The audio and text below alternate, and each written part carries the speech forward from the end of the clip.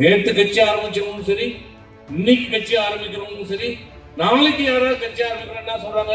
எம்ஜிஆரை போல நாங்கள் ஆட்சி தருவோம், எம்ஜிஆரை போன்று நாங்கள் ஆட்சி நடத்துவோம், ஏழை மக்களுக்கான திட்டங்களை எம்ஜிஆரை போல நிறைவேற்றுவோம் என்று சொல்றாங்க. யாராவது ஒருத்தர் தப்பி தவறியாவது இன்னைக்கும் யார் வந்தாலும் என்ன சொல்றாங்க? நேற்று கட்சி ஆரம்பிச்சவங்களும் சரி, இன்னைக்கு கட்சி ஆரம்பிக்கிறவங்களும் சரி, நாளைக்கு யாராவது கட்சி ஆரம்பிக்கிறோம் என்ன சொல்றாங்க?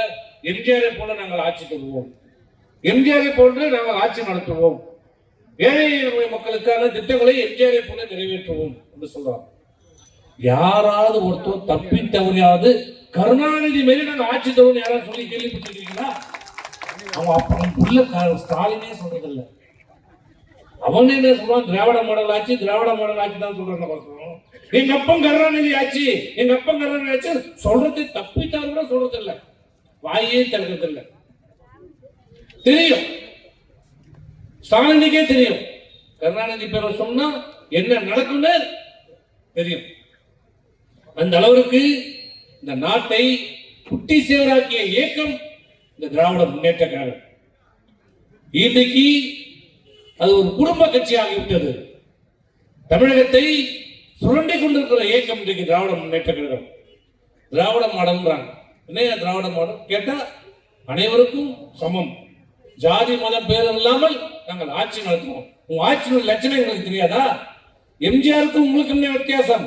உண்மையாக ஜாதி மதம் பார்க்காமல் ஆட்சி செய்த ஒரே தலைவர் புரட்சி தலைவர் எம்ஜிஆர். அதுக்கு ஒரே ஒரு உதாரணம் போதும், நீங்க சொல்ல வேண்டாம். எல்லாம் ஒரு 60 வயசுக்கு மேல இருக்கிறவங்க எல்லாருக்கும் தெரியும். அந்த காலத்துல கிராமத்துல இப்ப விஏ சொல்றோம்ல, வில்லேஜ் அட்மினிஸ்ட்ரேஷன் ஆபீசர், அந்த காலத்துல மணிகார், அப்பெல்லாம் மணிகார் பரம்பரை பதவி. அது தாத்தா இருந்தாருன்னா அதுக்கப்புறம் ஒரு புள்ள செத்துனா அவருக்கு புள்ள, அவருக்கு செத்துனா அவரு புள்ள, இப்படிதான் மணிகார பதவி. அந்த மணிகார வச்சுதான் இந்த ஊர்ல சட்டம். அவர் தான் இந்த ஊருக்கு ராஜா, அவர் தான் ஜமீன். அவர் பார்த்து நீ பிறந்துட்டேன்னு சொன்னா நீ பிறந்துட்ட, நீ செத்துட்டேன்னு சொன்னா செத்துட்ட, அவ்வளவுதான். நீ உயிரோட இருந்தாலும் செத்தான், நீ செத்துட்டேன்னு சர்டிபிகேட் அவர் எடுத்து ரூட்ல நோட்ல எழுதிட்டானா நீ செத்துட்ட. அவர் வச்சதுதான் சட்டம். யார் அப்ப அந்த மணிகாரர் இருப்பாங்க? ஊர்ல இருக்கிற பிட்டாபராசாரு, பெரிய கம்பத்தம், பஸ் ஓனரு, இவங்க தான் மணிகாரா இருப்பாங்க. வேற யாரும் இருக்க மாட்டாங்க. இன்னைக்கு தமிழ்நாட்டில் 12,000 பஞ்சாயத்து இருக்குன்னா அந்த 12,000 மணிகாரர் யாரான்னு பாத்தீங்கன்னா பெரிய பெரிய கம்பத்துக்காரங்க, பெரிய பெரிய முற்படுத்த சமுதாயத்தை சேர்ந்தவர்கள் தான் இருப்பாங்க.